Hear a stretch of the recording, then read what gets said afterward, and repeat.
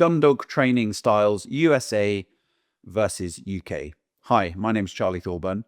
Welcome to Mordor Gundogs. On this video, we are going to discuss some of the differences in the mentality and mindset about how we train in the UK versus how the training is done in the US. The reason I'm doing this is because in the last couple of weeks, I've had a couple of phone calls from people in the US really asking me questions about the difference in the dog's temperament and why that comes about differently in the UK versus the US, and how we train versus how they train. They also asked me questions about where a dog is at. Have you done this with a dog? And I explained to them that some of the things they're questioning me about are not things that we would do in the UK at this stage of training. I would generally say the way that I've seen it work in the US is you take a young dog, you G it up, you get it all excited, you let it chase birds, you let it do lots of exciting things, you build up lots of enthusiasm, and then you try and get control on it. And what happens is if you take a dog that's too enthusiastic already and you G them up, then inevitably to get them under control, you have to put a lot more effort in. In the UK, we tend to drip feed the fun bits as the control comes in. So we allow them more and more exposure to exciting things as we feel we have more control over them. Now, obviously, being British, thinking we know best, my logic tells me that if you G something up so much that you then can't control it, then you have to put a lot of effort into controlling it. You're giving it a whole experience of one thing, and then you're telling it a whole thing different. You're saying, run, chase, do what you like. Oh, no, you can't do that anymore. Now you've got to do this. Now, there are elements of that with our dogs as well. We throw a retrieve, we let them run, we let them chase it. And then eventually we decide to put a bit of control on it. We say, no, you can't chase it anymore. I guess we do that at a different level of excitement than maybe they do over the other side of the pond. Now, I equate the way we do it to bringing up children. I do a lot of this in my videos because I guess it's the part of life that I'm in at the moment, as well as training dogs. I'm trying to bring up a couple of fairly feral boys. If we allow them to do things too young, whether that's driving a lawnmower when they're too small to drive it, or driving a vehicle when they're too young to reach the pedals, or handling a gun if you live in the countryside and that's the sort of thing you do, or climbing ladders or climbing trees, or all these things that you sort of want your children to be able to do, but you allow them to do it as you feel they're responsible enough to handle it. And to give you an example, we have a tree house, a pretty awesome tree house that I built in lockdown for my kids.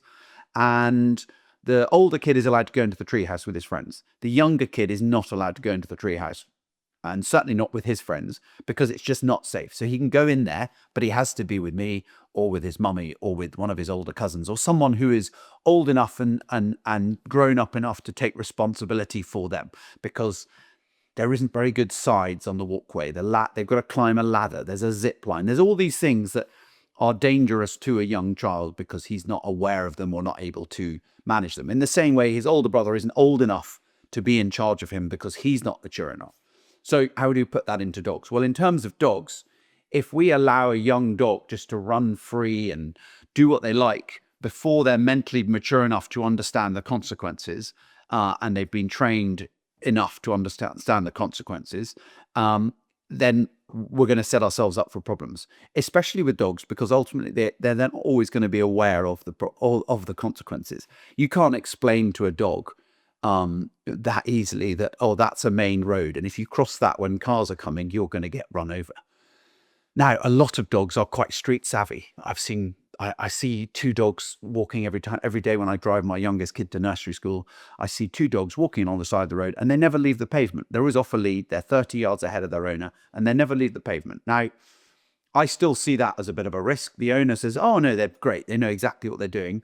I'm always kind of the view, what happens if a squirrel runs across in front of those dogs? Are those dogs good enough? What happens if a deer runs out in front of them? What happens if a rabbit runs out in front of them? Are those dogs so good that they will not break that rule of not going off the pavement? If they are, and there are dogs, I have dogs that I would trust to do that. If they are, then that's great. But you've got to be 100% sure, because a dog is not going to go, oh, there's a rabbit, but I'm not going to chase that rabbit because it's going to cross the road and I might get run over. Dogs don't do that, in exactly the same as small children. Oh, there's a balloon, but I'm not going to chase that balloon because it's just gone off a bank and I might fall off or whatever. They're just not as aware of the wider world. So we very much put our dogs not quite in cotton wool, but if we're in an environment where there's some risks, we will keep them on a lead. We will, if we take them off the lead, we will be watching them all the time, ready to react on our front foot, ready to control the dog. The way I see things happening in America is they take their dogs out, they let them go off and retrieve ducks or chase live birds, have a great old time, and then they wonder why they can't control their dog very well. And then what happens is the result is you often end up training with an electric collar or whatever to get that level of control back again, because you need the level of enthusiasm has gone so far up here that the level of control and discipline also has to go way up here to bring them back down into control, because the punishment has to fit the crime. The more enthusiastic, the more driven a dog is, the harder it is to teach them that that's no longer wanted.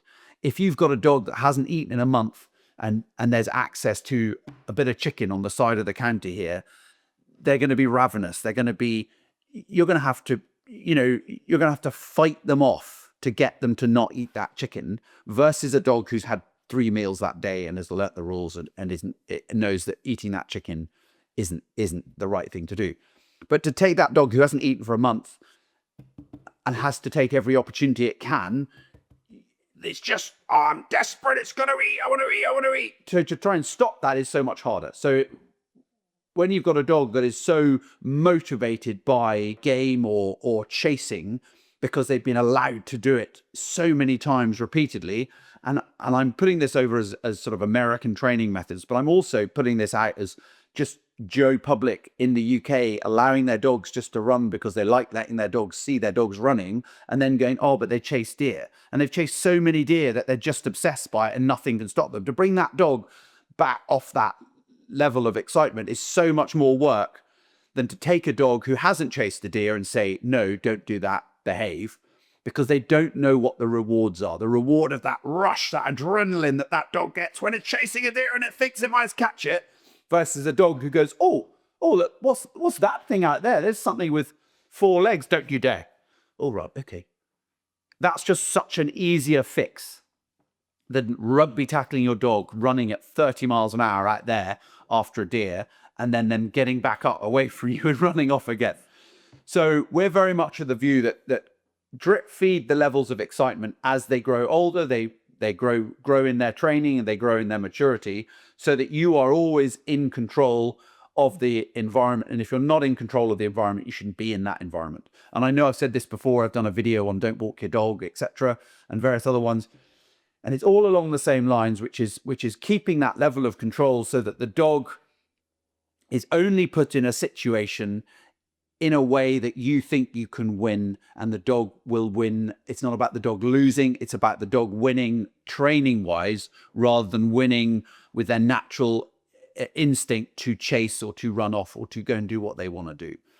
So we're very much just, if there is anyone from the States watching, someone asked me with a young Cocker Spaniel that we're sending over there in a short time. He's only young, he's only 7 months old, and the chap said, oh, has he seen live game yet?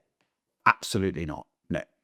And he said, oh, why not? And I said, well, because why would you want him to see live game? And he was like, oh, to build up the drive. Oh, he's got plenty of drive. He whizzes around, he hunts, he loves retrieving a tennis ball. There is no need to build up his drive so much that he's kind of gone nuts for the game. It's much better to keep that control and just drip feed them and build up their enthusiasm when they become old enough and mature enough to handle it. So that young dog, 6-7 months old, who hasn't seen game, he would have done in America. We won't let that dog see game until he's around 10 months, a year old. He's stopping on the whistle. He's very much in control. We'd let him hunt up. He'd flush a bird. We'd stop him.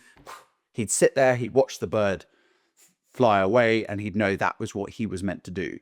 Whereas if you allow them to do it at 6 months old, you don't have the stop whistle, you don't have that level of control, and the dog just zooms off into the distance and then has a great old time, and then you've got to work blooming hard or use an electric collar to bring them back in again. And that's basically the big difference. Now, what's happened with the dogs, the ones bred in the UK that have been trained in those kind of drip feeding methods versus the ones bred in the US, is the ones bred in the US have got so used to basically being trained with a collar that people don't breed because of trainability, because they go, oh yeah, it's a great dog, it won a competition. But it won a competition because it's been trained heavily with an electric collar. And that might be great if that's what you want to do and you want to train your dogs for those competitions. But to then put that in the hands of an amateur who either doesn't want to use a collar or doesn't know how to use a collar properly, and I'm talking about an electric collar, you've got a real problem, because you've got this highly motivated dog that has become that motivated through generations of breeding these highly motivated dogs that can only be trained with electric collars, and then you're putting them in the hands of people who can't handle them.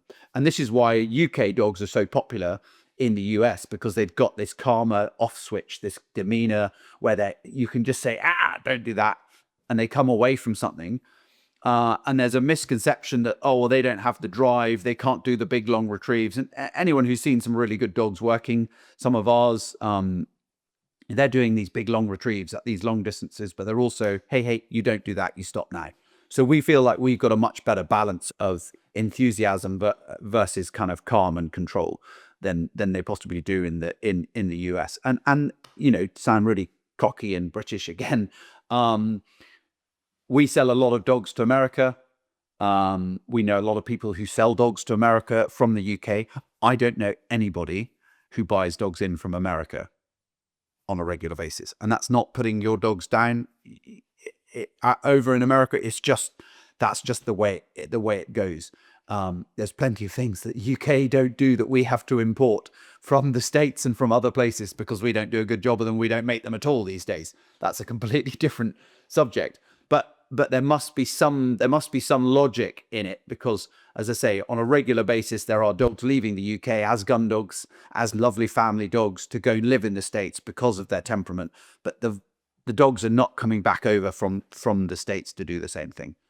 I'm probably going to get lots of negativity from this, but I like a little bit of controversy sometimes in my life. And it's just my opinion, and I'm not saying I'm right at all. I'm just purely conveying to you my opinion on the difference in some of these dogs. And I want to have a conversation with somebody about this, which we're lining up to do, so that it's not just a one-way story.